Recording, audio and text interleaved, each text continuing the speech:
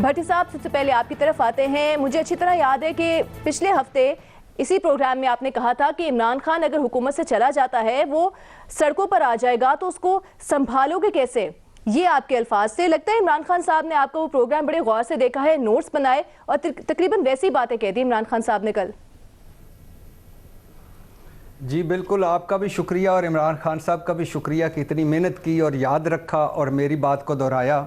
बड़ी मेहरबानी।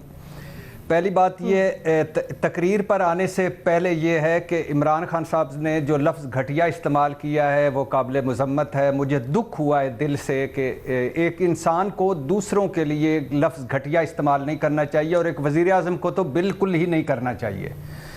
दूसरी बात, उन्होंने एक बड़ी खूबसूरत बात की कि कोई ताकतवर जेलों में नहीं है, अदलिया मुल्क पर रहम करे, रोज़ाना की बुनियाद पर मुकदमात चलाकर फ़ैसले दे। ये शहबाज शरीफ साहब का केस भी और बाकी भी। तो मेरी भी अदलिया से दरख्वास्त है, खुदा के लिए वक्त आ गया है कि अगर केसेस झूठे हैं तो उनको ख़त्म करें, अगर सच्चे हैं तो लोगों को सज़ाएँ दें। कब सज़ाएँ मिलेंगी? जब हम मर मुक जाएंगे, हमारी अगली नस्ल आ जाएगी। बाकी आ जाइए वज़ीर आज़म की तकरीर पर, ये सबको पैगाम था उनका। ये जो इमरान खान साहब ने कहा है, वज़ीर आज़म गुस्से में थे और इसके पीछे आप बैक ये सबको अभी आगे आके बताता हूँ।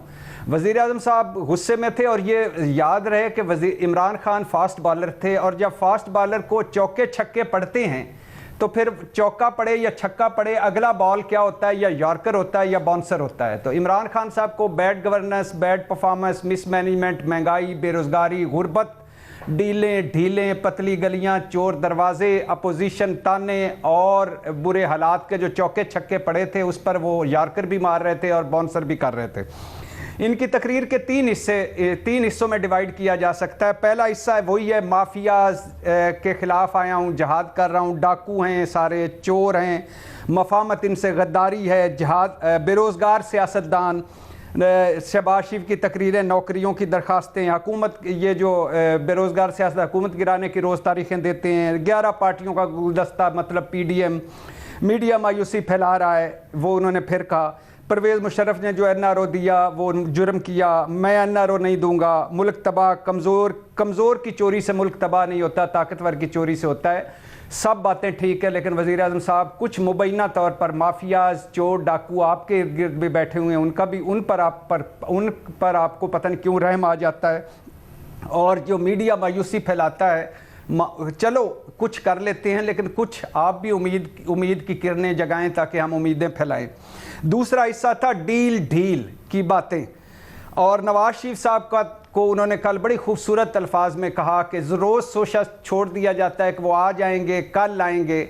फिर उन्होंने खुद ही बताया कि वो कभी नहीं आएंगे क्योंकि उनको पैसे से प्यार है। फिर खुद ही कहा कि दुआ है कि वो वापस आ जाएं। फिर खुद ही उनसे दरख्वास्त की कि प्लीज़ आप वापस आ जाएं। एक कन्वेंशन सेंटर में भी तकरीर की थी वज़ीर आज़म, जिसमें उन्होंने मुंह पे हाथ फेर के कहा था तू वापस तो आ। तो अब अदालतें भी बुला रही है। शोर सबने सुनी होगी, आपने कहा है कि इशारा सबकी तरफ है, उस पर कौन कौन है ये जरा वाज़ेह कर दीजिएगा। हाँ, तो अब नवाज शरीफ साहब को अदालतें भी बुला रही हैं और इमरान खान साहब भी दरख्वास्त कर रहे हैं तो वो वापस आ जाएं।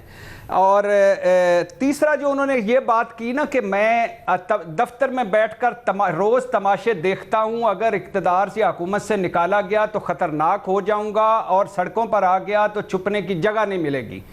अब ये है उन डीलों ढीलों की बातें जो हो रही हैं उनको पैगाम, और अपोजिशन को पैगाम, और सारे जो हमारे यहाँ सारा जो इस वक्त चल रहा है बैकग्राउंड में, उन सब को पैगाम है वज़ीर आज़म का उन्होंने पहुँचाया। और इसके बैकग्राउंड में भी उन्होंने कहा था कि मुजरम को तीसरी चौथी मरतबा वज़ीर आज़म बनाने की राह हमवार की जा रही है। जो पहले कहा था इससे अच्छा था कि सारे मुजरमों डाकुओं को निकाल दिया जाए जेलों से। आपने इशारा कर दिया है, डील और ढील के पीछे जो बैकग्राउंड है सारा उसकी तरफ इशारा है इमरान खान साहब का। सबको पैगाम, सुहेल सबको पैगाम है, सबको पैगाम है, ठीक है।